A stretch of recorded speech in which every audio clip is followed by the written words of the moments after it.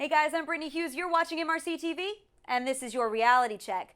So over here at MRC TV, we have really enjoyed poking fun at just how ridiculous our college campuses have become.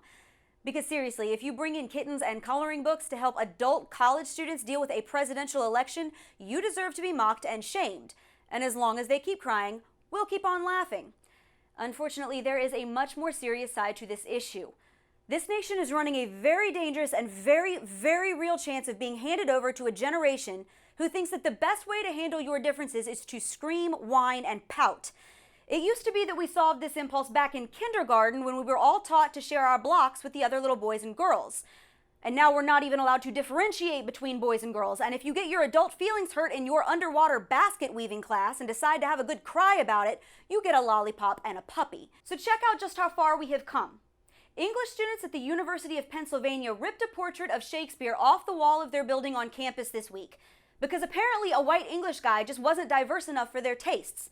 In its place, they taped a printed out photo of a black lesbian feminist from the 60s who wrote poetry, or at least that's what some people call it. An Ivy League university took down a portrait of possibly the most influential playwright in history and replaced him with a lesser-known black woman, not because of merit, reason, or logic, but simply because we have reached a point on our campuses where anything straight, white, male, or God forbid all three is automatically deemed offensive. It's not enough to just add black, gay females to the repertoire. Oh no! In 2016 America, you have to eliminate the white guy altogether. Colleges are actually offering classes and seminars on why being white is some automatic stamp that you are racist. Senior professors have actually been forced to resign after being falsely accused of bigotry.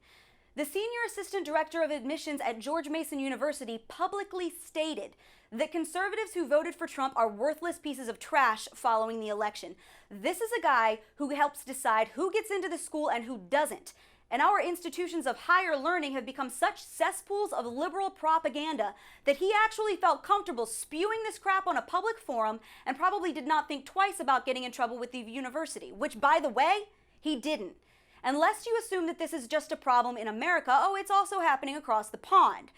Just last week, Oxford actually decided to ban the words he and she from its campus entirely. Instead, students and faculty will be required to address every person as Z, so we can all stay gender neutral or something and keep from offending anybody who doesn't like their own anatomy.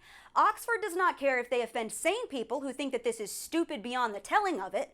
No, it's better to cater to the few who are so open-minded that their brains might fall out of their own heads.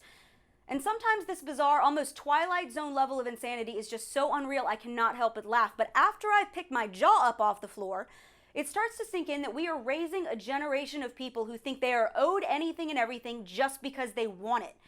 A generation that gets offended by the mere thought of being offended, and the places that are supposed to prepare them for adulthood are rewarding them for their temper tantrums. Look, I was in college when President Obama was elected in 2008. I remember watching the TV with a knot in my stomach trying to figure out how much all this hope and change was going to cost me after school.